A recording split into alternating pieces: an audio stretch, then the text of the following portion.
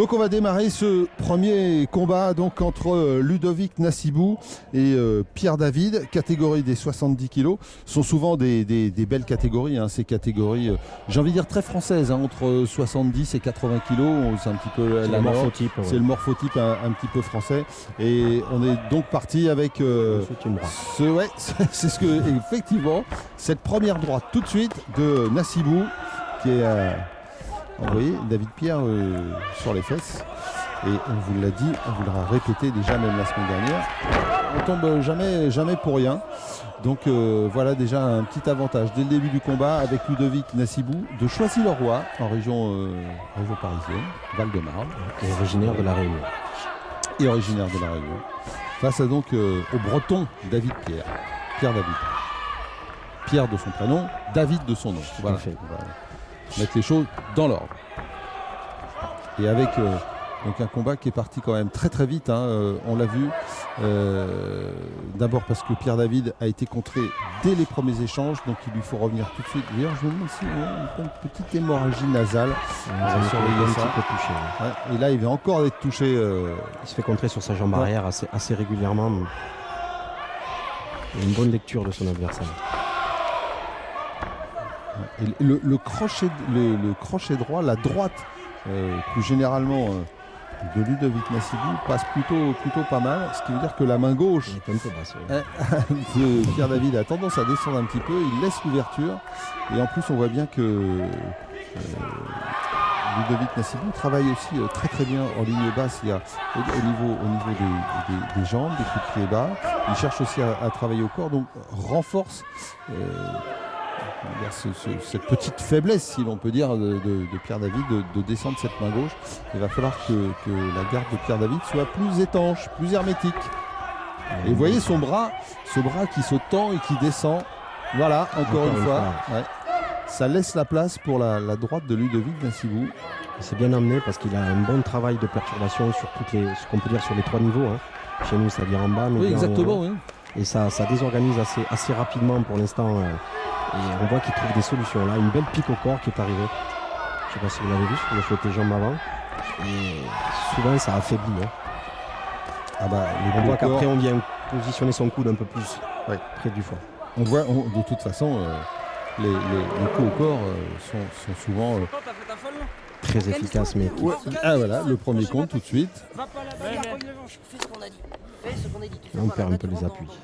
Beaucoup d'envie pour l'instant. Hein. Oui, voilà. ça bouge beaucoup. Alors, ne vous y trompez pas. Hein, comme on est aussi dans les premiers échanges, on est encore plein de vigueur. Donc c'est effectivement quelquefois un peu enlevé, quelquefois un peu brouillon, parce qu'on a envie en plus d'affirmer son adversaire. Voilà. Donc ça c'est normal. Mais en même temps, on a vu des petites choses se dessiner avec cette droite de Ludovic Nassibou qui travaille bien, qui est bien passée. Il travaille bien en contre-attaque. Il bénéficie un petit peu des fois des coups pas suffisamment préparés par son adversaire, qui lui permet de lire un petit peu le déclenchement et d'anticiper avec sa droite qui arrive un peu en crochet, un peu en droite. Il a une trajectoire curviligne qui vient bien trouver sa cible pour l'instant. Ludovic Nassibou qui a battu Jean-Louis Rex en demi-finale. C'était les demi-finales qui avaient lieu à Nantes et Pierre David s'était imposé face à Benjamin Souk devant son public. Hein. Finalement, pour Pierre David, ça lui a permis d'arriver en finale. Alors que là encore, sur le début du combat, eh bien, on a vu encore cette droite. Et il la donne très bien parce qu'on l'a vu en contre, Ludovic Nassibou. Il la donne à la fois en contre, en crochet, mais il arrive aussi à la sortir en ligne. En déclenchement. Ouais, et ce qui veut dire qu'il la possède très bien et ça gêne beaucoup Pierre David. Alors qu'il n'est pas en reste, hein, on le voit bien, il essaye bien lui aussi de se créer des ouvertures, de les trouver, de déclencher. Mais après, on peut remarquer aussi une certaine posture d'appui qui est un petit peu différente. Et il y a une meilleure positionnement au sol de la part de Nassibou qui est bien stable et on a vraiment l'impression que ça chancelle un petit peu. Voilà, c'est ce que j'allais vous dire. Et il est Pierre David un petit peu peut-être sur l'avant. Il a tendance à offrir un petit peu à son adversaire le haut de son corps en avançant un petit peu. Il y a des combattants comme ça qui ont des postures très droites ou légèrement sur l'avant. Donc pour l'instant, la solution de perturber ses appuis en venant travailler en bas lui donne beaucoup de solutions parce qu'il perd assez rapidement son équilibre en fait. On vient de faire une parade chassée pour sortir la jambe. Et encore le crochet droit qui est passé, qui fait reculer Pierre David. Pour l'instant, on sent une bonne maîtrise de Nassibou du placement au niveau du centre du ring. C'est ce que, ouais, alors c'est ça aussi. Là, il est en train de, et encore la droite en contre à la sortie du corps à corps de l'échange, et il est en train de s'installer effectivement sur le centre du ring et à être dans sa filière, dans son confort, hein, finalement. Ludovic Nassibou, il est au milieu du ring, il donne le rythme, et c'est vrai que Pierre David pour l'instant est gêné, a du mal à trouver des solutions, se fait toucher malgré tout. Oui, parce que là il y a énormément de précision. Si on regarde très attentivement, on va percevoir que la jambe avant, sa jambe gauche, elle est très précise quand elle travaille au corps. Et tout ce petit travail va, au bout d'un moment, s'il n'y a pas une reprise initiative de la part de David, des difficultés à pouvoir résister encore à ces attaques. Alors dans les coins neutres, avec un petit coup illicite, et l'arbitre va demander donc l'appui des juges pour savoir si il y a un point de pénalité donc qui serait donné à David Pierre. Voilà, ce geste-là de distinction de la main droite signifie qu'il a été validé. Sinon, il aurait mis les bras en croix pour donner un peu plus d'explications. Donc validé, ça arrange pas. Ça arrange pas. Non. Les affaires de Pierre David, qui non seulement on le voit, hein, se fait quand même régulièrement contrer, en particulier sur les fins d'échange. Hein, il se fait régulièrement contrer. Et en plus, il a pris un point de pénalité, donc on va dire pour coup défendu. C'est une double peine. C'est la double lame. Et donc ça ne va pas ranger ses affaires. Pour l'instant, il a un problème, c'est d'arriver à essayer d'endiguer toute cette variété de fréquences de coups que met Nassibou en variation de niveau, aussi bien en point-pied que pied-point. Et oui, il arrive très très bien à perturber ses schémas d'organisation et à trouver des solutions pour placer des coups gagnants. Alors on va le dire aussi, hein, pour les gens qui nous écoutent, il faut bien comprendre que donc la boxe française savate comme d'autres sports pieds-points est donc un sport pieds-points, et c'est vrai que la capacité des combattants à enchaîner le travail avec les mains puis avec les jambes, ou avec les jambes puis avec les mains pour terminer, c'est-à-dire lancer des attaques de l'un et l'autre et de terminer avec l'un ou l'autre, permet effectivement de perturber l'adversaire. C'est vrai que sur ce qu'on a vu de Ludovic Nassibou pour l'instant, c'est vrai que de ce point de vue-là, il est très bien coordonné. Il est dans le contexte spécifique vraiment de varier, d'être capable en fait d'être en mesure de frapper avec n'importe quelle arme dès que l'opportunité s'en fait sentir, et pour l'instant il est sur cette maîtrise et qui à ce moment-là du match lui donne quand même un avantage assez sérieux sur les échanges. Là par contre il a été contré avec le crochet gauche. Là. C'est le premier bon coup délivré, bon crochet délivré par Pierre David. Il commence peut-être à trouver quelques repères en termes de déclenchement.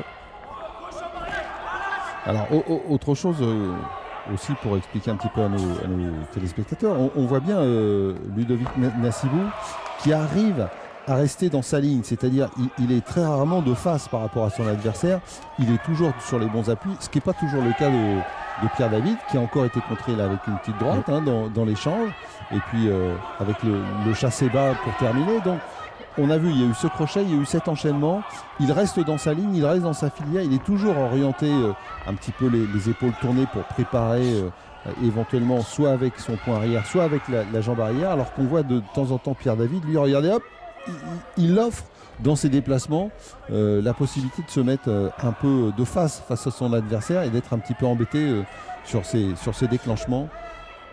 Comme vous l'avez résumé, c'est tout à fait ça, c'est-à-dire qu'en fait, au lieu d'être en déplacement de 3/4, il est un peu trop de face, donc avec les appuis parallèles, donc ce qui fait des pas chassés. Voilà. Forcément, dans les pas chassés, on est dans une situation où la réactivité est moins efficace, et on peut, d'ailleurs, on l'a vu, 2-3 fois il s'est fait déséquilibrer parce que sa posture de corps est pas. Voilà. Et par moment, il se met en faute d'appui et c'est bien exploité par Ludovic. Bon là, on sent quand même qu'il y a une gestion sur cette reprise. Oui. En tout cas, pour l'instant, toujours un placement de cadrage. Vous voyez, il est toujours en train d'essayer de contenir son adversaire le plus près des cordes.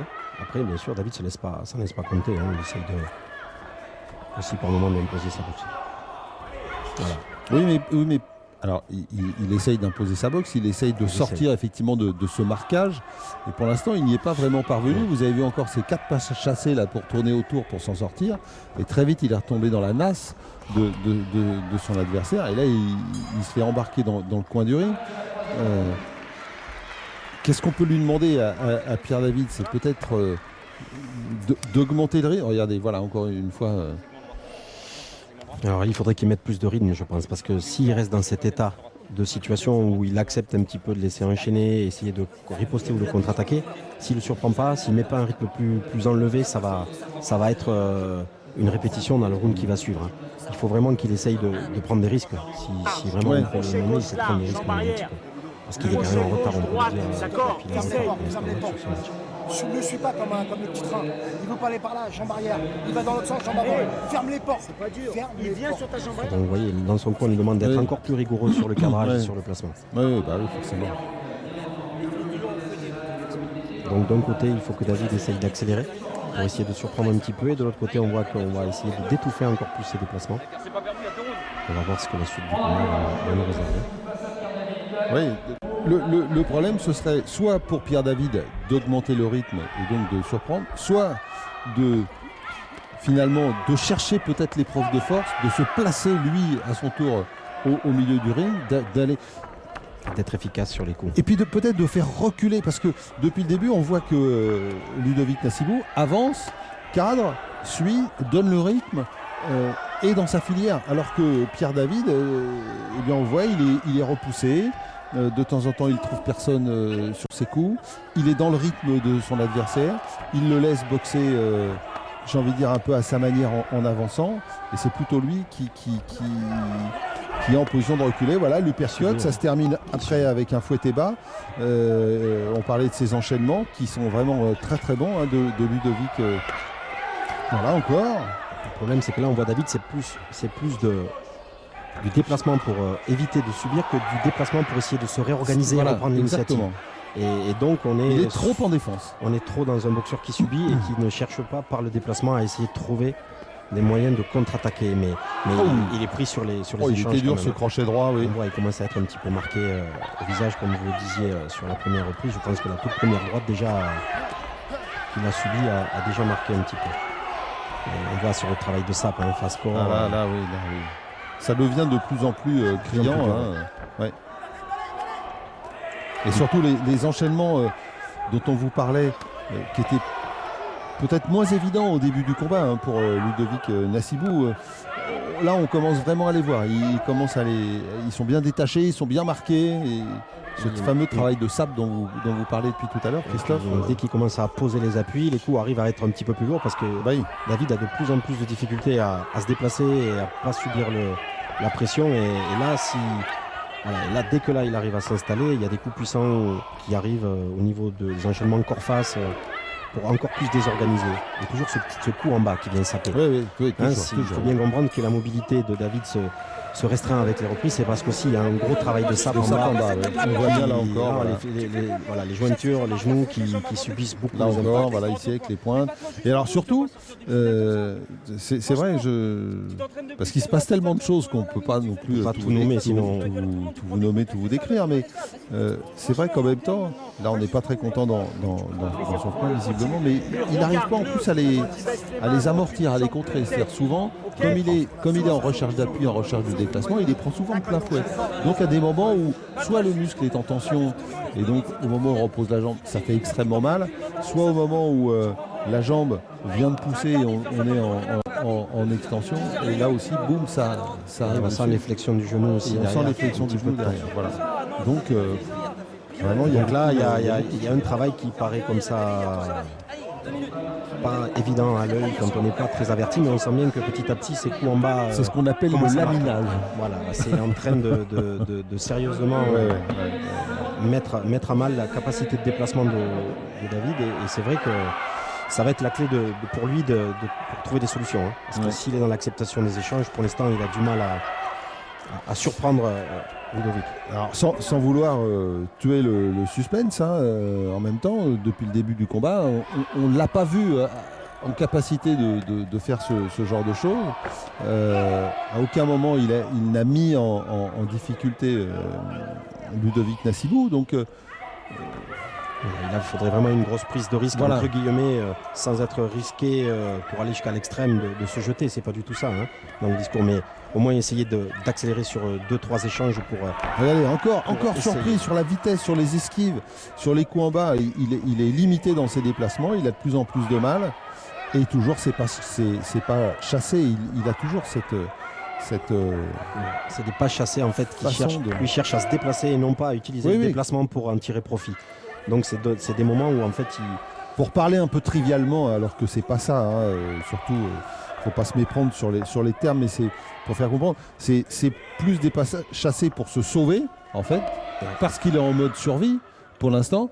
Donc c'est plus des pas chassés pour se sauver que des pas chassés qui vont lui permettre de se réaxer, de reprendre la bonne distance sur son adversaire et de se réorganiser derrière pour la suite du combat. C'est surtout ce qu'on détermine chez nous en boxe française, des débordements en fait. C'est sortir de l'axe de frappe pour trouver des angles d'appui pour pouvoir frapper et toucher des cibles. Mais là c'est exactement comme vous venez de le dire, de la survie, de la fuite un petit peu. Parce que là pour l'instant il veut se donner du temps. Il veut se donner du temps. Il n'a pas trouvé de solution. Et dès que c'est à mi-distance, après ça devient difficile pour lui parce qu'il y a un bon travail de sape au corps, à la face, en bas, sur les appuis, qui viennent laminer l'intérieur des appuis. Là, le crochet encore l'extérieur de la jambe avant. Je peux vous dire que tout ça finit par piquer. Et bien qu'il soit un petit peu plus grand que son adversaire, Pierre David, il n'arrive pas à le contenir. Et là, il ne faut pas maintenant physiquement commencer à lâcher parce que sinon ça va. L'uppercut. Il y a beaucoup de choses qui passent quand même C'était la fin dans cette fin de 5e reprise. On vous rappelle, on ne vous l'a pas dit en préambule, mais tous ces combats donc, se déroulent en 5 rounds de 2 minutes. C'est le format standard de la boxe française Savate. Et on voit encore sur la fin. Regardez ces déplacements, on a vu le petit crochet derrière le débordement, le travail avec la jambe en bas derrière. C'est-à-dire tout est enchaîné tout le temps. Voilà, le coup, la droite et le chassé bas, le fouetté bas avec la jambe. Pour passer dessous, placer un crochet, ressortir de l'axe de l'autre côté. En plus, il perturbe totalement la visée de David. C'est dû à ça aussi. Il a du mal. C'est qu'il communique tout le temps en mobilité latérale. Il sort de l'axe de frappe et qui fait que David a énormément de mal à trouver des repères pour le toucher. L'unanimité pour Ludovic Nassibou, champion de France des 70 kilos. Ludovic Nassibou qui vraiment fait un très très beau combat. À signaler quand même en termes de française que le champion du monde en titre, Georgie Fernand a pris sa retraite. Donc c'est aussi un réunionnais. Oui, non mais c'est pour ça, c'est incroyable. Fernand a pris sa retraite, on tombe sur Nassibou et puis quand